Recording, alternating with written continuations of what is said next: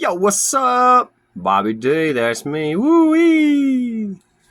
Welcome to my channel as I continue to grind to 50. That's right, I am grinding to 50 subscribers.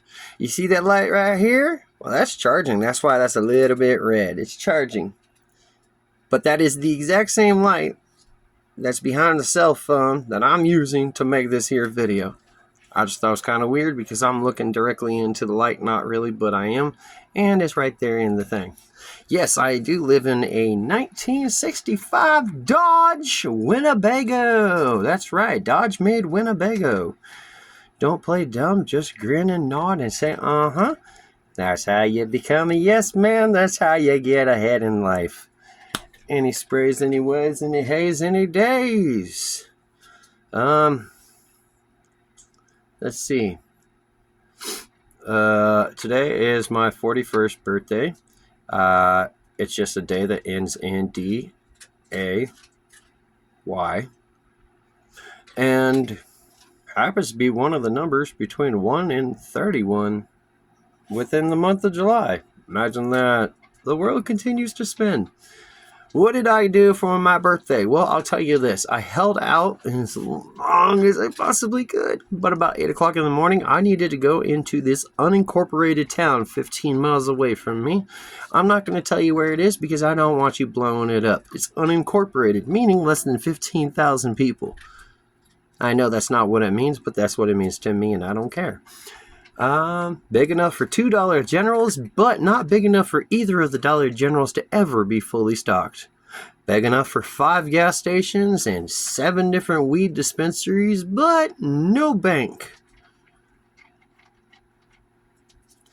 Yeah, there's an ATM in the grocery store. And then there's Albertsons. You know, the place that says it's a grocery store, but you gotta buy 4 of something in order to get $2 off. Yeah, that place. So what did I do for my birthday? Well, went into town, got some weed, cannabis, marijuana, whatever you want to call it. Although marijuana is the sweet tobacco that grows in the northern hills of the Sonoran Desert of Mexico. It's supposed to be sweet tobacco, but that's what happens when you watch too much YouTube and you pay attention to the stupid things. So yeah, I went and I got like $60 worth of weed because that's just what I do. I walk in, I hand $60. I say indica. They say which indica? I say clearance. They said okay, cool. Buy a gram, get a gram. There you go. I hand him my ID. He's like, why are you handing me this? You're clearly above, 21. And I'm like, no, it's my birthday. I get free shit. And he's like, oh, okay. Well, here's some wax. All right, I'll take it. I'll use it when I play with my bong. Why does it feel like my teeth? What was I drinking that was red? Oh, Hawaiian Punch. All right, yeah, I was drinking Hawaiian Punch. So if it looks like my mouth is red or whatever, I was drinking Hawaiian Punch. A couple hours ago, I went back into town. I want to say it was like 2 or 3 in the afternoon. Got 2 bags of ice. I'm one of those weirdos that said, I'm going to live in the desert and I'm not going to refrigerate. I'm not even going to put ice in a cooler. I'm just going to buy a 12-pack of soda, pop open the can, and drink. Well, when it's 110 degrees and you're drinking the hottest Diet Pepsi you've ever drinking in your entire life, suddenly you want to go to the store and get a couple bags of ice, this is. Yeah. So that's what I did. I went to the store, got 2 bags of ice, tried getting a tub of Rocky Road. Didn't go over too well. Gave it to my neighbor. They're elderly and they're like junk food junkies. It's basically like what would happen? What would happen if you became a junk food junkie your whole life? And, you live to about your 60s. That's a good thing. But, I've never seen a tub of ice cream get inhaled so fast in my life. It was like watching one of those eating competitions, but it wasn't hot dogs. It was Rocky Road. And it was awesome. Let's see what else. It is 8:35 p.m. right now on the 5th of July. I'm at the 5-minute mark on this recording. I would like to go to 15 minutes. I said I was going to do 41 videos for my 41st birthday instead of 41st. Now that I've pumped out about anywhere from 8 to 10, I'm like, nah, I don't want to do that. So I got a slight dilemma here because, as we all know, YouTube rules the world, and YouTube's part of the internet, and if the internet says it's what goes, and then you have that almighty Joe Rogan, and that's like the voice of God, basically. So if Joe Rogan says that I should post and ghost, that effectively means I'm supposed to create videos and never read your comments. But that feels incredibly disrespectful. But it also feels like I'm potentially setting myself up for failure because I like to be a douchebag online, and let's face facts. There's a certain level of whatever that big word is that you feel when you're hiding behind a screen. Yeah. Invincibility. But not invincibility. Ineptability.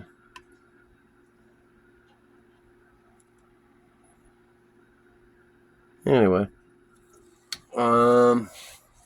Omnipotent. You feel a certain level of omnipotence when you're safely tucked away hiding behind a computer screen.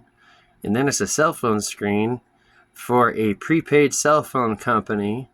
So technically it's a burn phone. I mean, seriously, you don't have much to worry about. And then most of America's homeless nowadays are sleeping at their aunts or uncles or friends' couch or some shit. So they track your IP address to the house that you collect mail from. Yeah, see? We live in a society where, like, you can't own anything.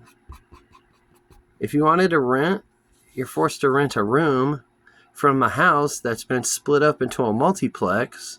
And that sounds like a good idea for the first 3 to 5 years. But at the same time, after 3 to 5 years, the owner of that house/multiplex is going to go, hey, a lot of these headaches would go away if I just sold the land to that developer. And now you have 4, 5, 6 different families or living situations that are now homeless. And of those 4, 5, or 6, how many are actually going to be able to find another place? My whole thing was I had land, 3 acres, and instead of parking your car in a Walmart parking lot, you would just park your car on my land. And it would kind of be like, I guess you would call it a motel, because a motel is a motor hotel. So it'd have your garage next to your dwelling. So in theory, you would pull up and sleep in your car and then build like a gazebo and surround it with a tire wall to protect you from the wind. And that's where you could store your stuff or cook, take a shower, take a shit. So it'd be kind of like a campground, but then also kind of like a hostel, but then like a KOA, because there'd be like community shower area, community barbecue area, community hangouts. And then I got a bunch of people that are like, yeah, sure, as soon as that's done, go ahead and give me a call. And I'm like, no, you have to be part of the process. They don't want to be part of the process. You can't be part of the finish. No, thank you. You don't get to hold the trophy if you don't show up to the practice. Dims the brakes. This looks really bad. I'm going to turn on this light. One sec. Ba-boom.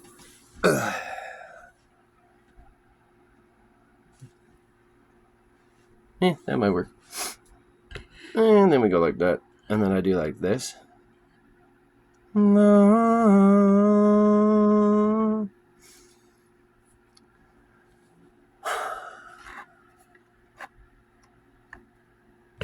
Nope. Yep.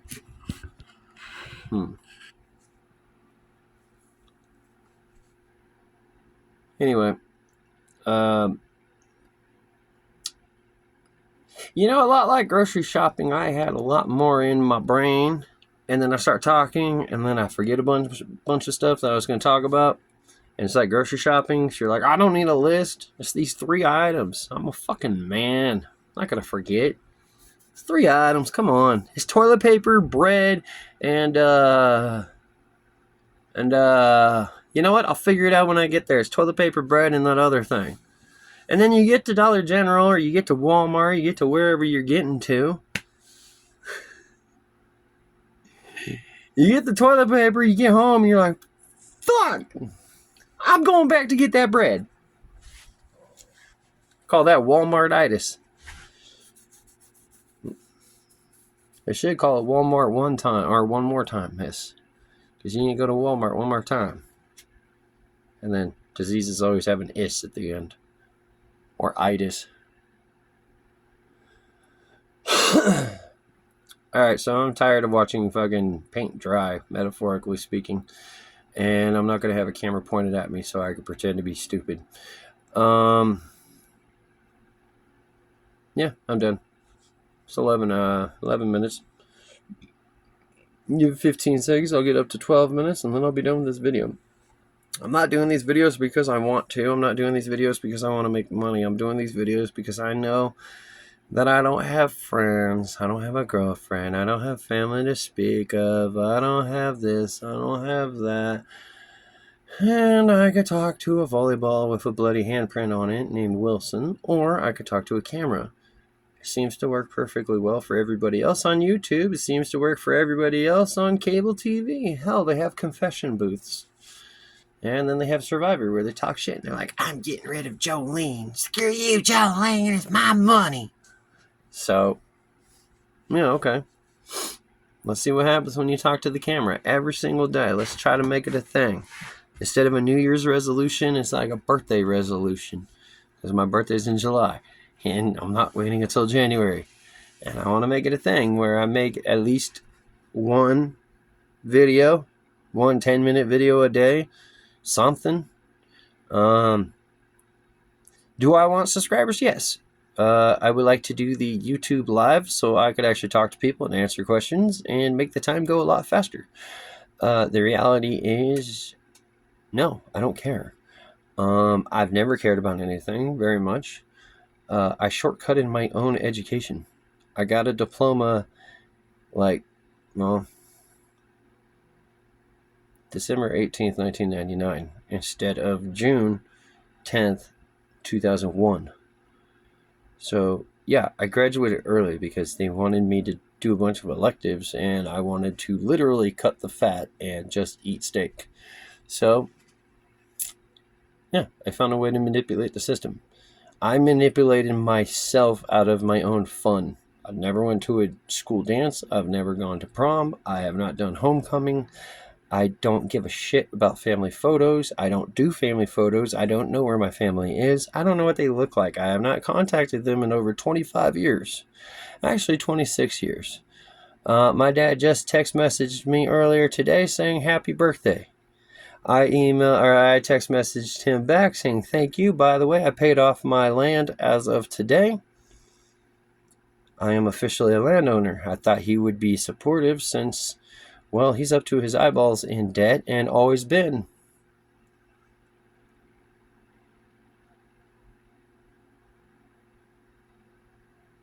No response. So whatever. Yeah, it hurts. Yeah, it stings. Yeah, it looks like I have a unibrow right here, but it's just the camera. Ugh. No, it's the camera. Anyway, yeah, it sucks. No family support, but you know what? That's fine. I mean, I look around and I see nothing but family manipulation, and family manipulation can't happen if it doesn't start with family support. And family support seems to be more of a gateway drug than alcohol or cannabis ever has been. And if you want to argue with me about that, I'd be more than happy to, because I would love to point out how many people are living on the streets, homeless, declared to be homeless, and you ask them what happened, and they said, well, I had to stay at home to take care of my family member. I wasn't allowed to go to junior college. I wasn't allowed to date. I wasn't allowed to have a life. I wasn't allowed to have hobbies or friends or people come over. I had to take care of my grandma. And when she died, instead of money in the will or, moving on, they got a sheriff knocking on the door saying, hey, the bank wants the house back. Please pack up your shit and get out. So I would imagine that there's more of that than most people realize. I also think that there's a lot of people who are just leeches, absolute leeches. And they make a friend so they could get into the house. They fall asleep on the couch. They overstay their welcome. And then they get kicked out just to repeat the process over again and over again and over again. And a group of 8 friends is about a year off the streets for some random person to just come in and just suck the soul out of every single person in that group. So there's different ways to make the world go around. There's different people in this world that help it go around. And sometimes they're good. Sometimes they're bad. Sometimes they're misguided. Sometimes it's a survival situation. Sometimes it's a trust fund baby jackass who claims it's a survival situation, who then takes $2,000, quits his job, flies across the country to go to, what was that called? Open sauce? Basically, it's like if you took a bunch of grown-ass adults and had a science fair and was hoping that a bunch of millionaires would show up and go, you're really smart. I want you to work for me. Come sign this contract. That's what open sauce would be. And that's fine, if you work for Mythbusters or you're interested in Mythbusters or whatever. But if your YouTube channel is you building a ballista in the back of your pickup truck while you sleep in the pickup truck in the parking lot of the same Walmart that you just quit, what are you doing? Anyway, we're now approaching 18 minutes. It's a good time. I gotta go. Oh no, it's the po-po. I got to go.